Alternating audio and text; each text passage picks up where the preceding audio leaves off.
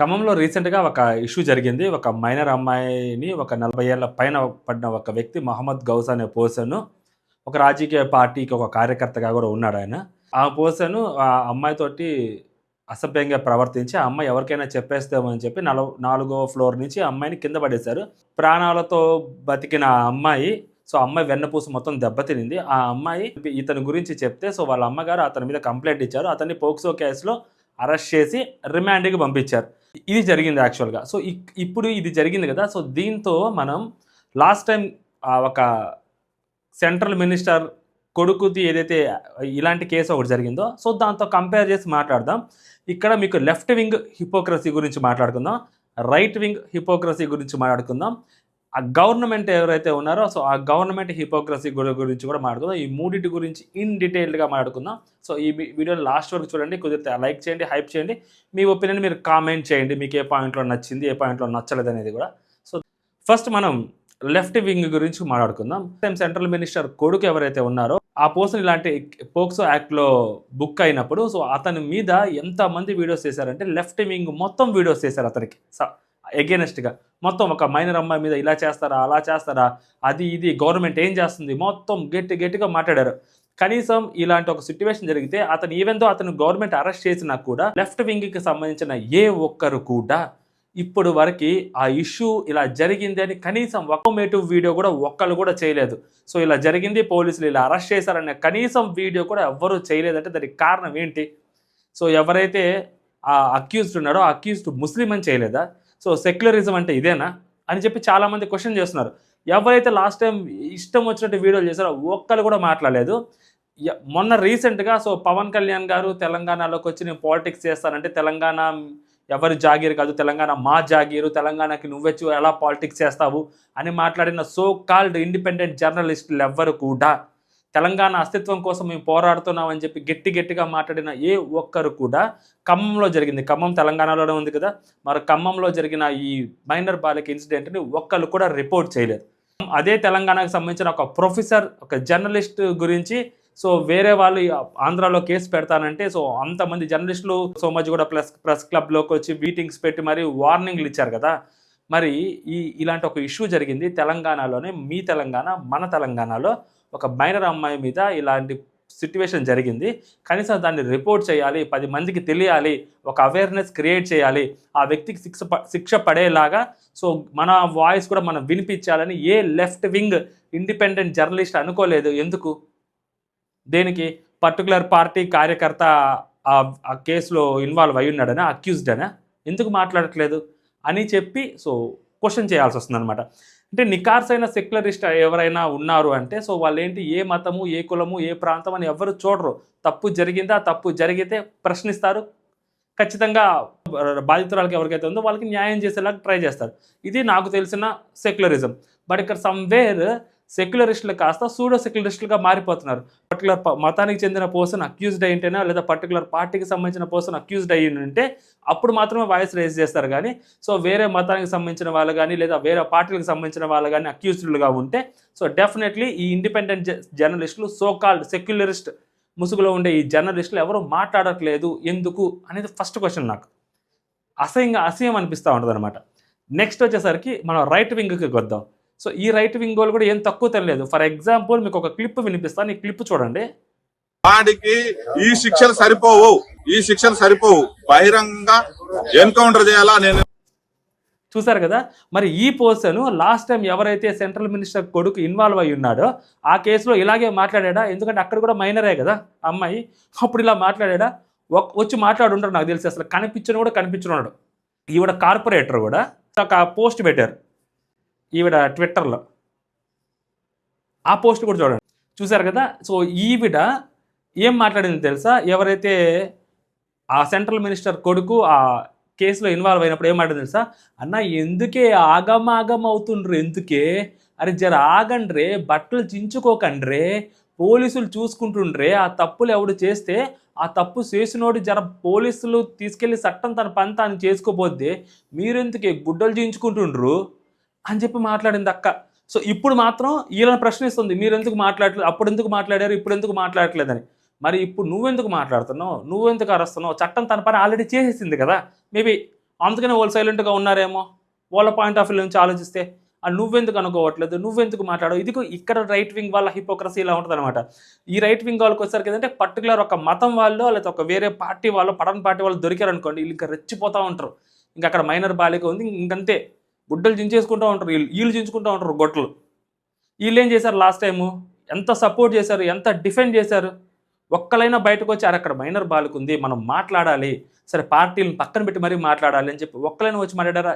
ఈవిడ మాట్లాడిందా వచ్చిపోని? ఈవిడ ఇప్పుడు వచ్చి మళ్ళీ క్వశ్చన్ చేస్తుంది. నీకు అసలు క్వశ్చన్ చేసే రైట్ ఎక్కడ ఉంది అసలు? ఫస్ట్ ఆఫ్ ఆల్ ఇది ఒక రకమైన హిపోక్రసీ.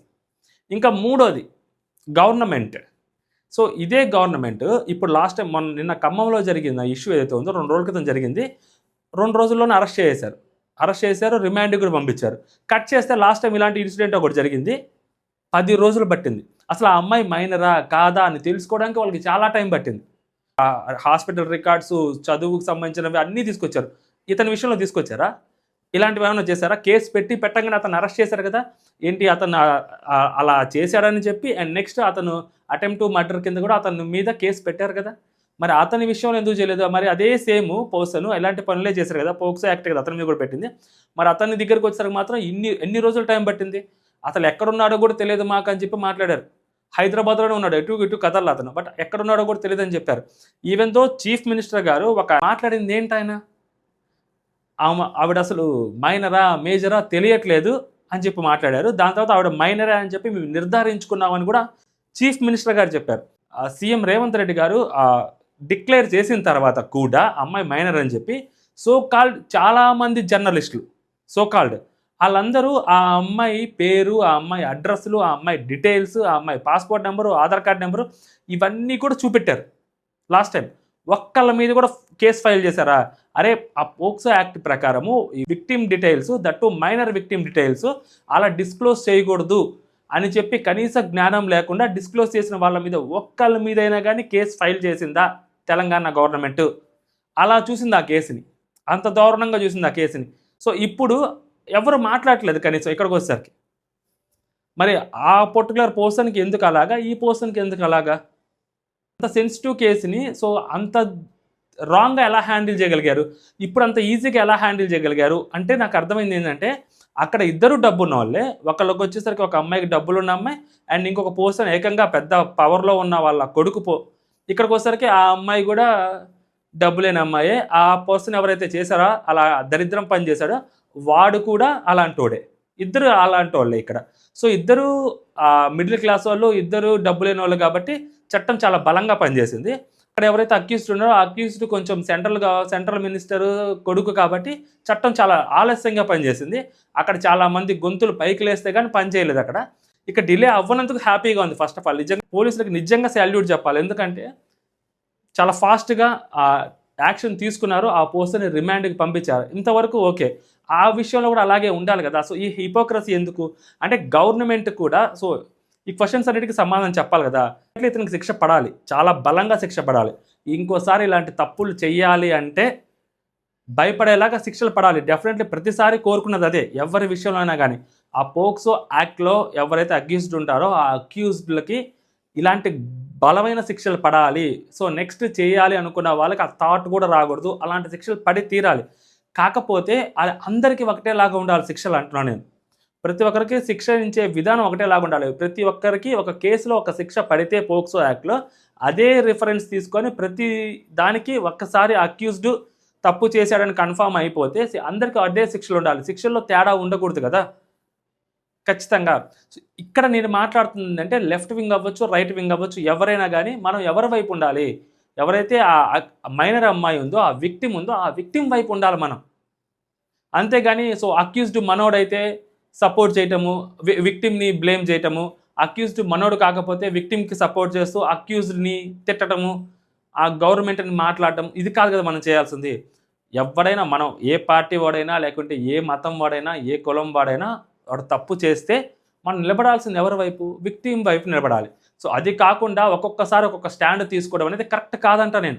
అది రైట్ వింగ్ అవ్వచ్చు, లెఫ్ట్ వింగ్ అవ్వచ్చు, కాల్డ్ ఇండిపెండెంట్ జర్నలిస్టులు అవ్వచ్చు, అండ్ చాలామంది ఇండిపెండెంట్ జర్నలిస్టులు డబ్బులకు అమ్ముడు పోయే వాళ్ళు అని చెప్పి క్లియర్గా అర్థమవుతుంది కదా ఇక్కడ. సో ఇంకేమైనా పెద్ద ప్రూఫ్లు కావాలా మనకి? సోకాల్డ్ ఎంతమంది జర్నలిస్టులు ఈ కేసు గురించి మాట్లాడారు, వాళ్ళ ఇండిపెండెంట్ యూట్యూబ్ ఛానల్స్లో మాట్లాడారో మనం చెక్ చేసుకున్నాం అనుకో.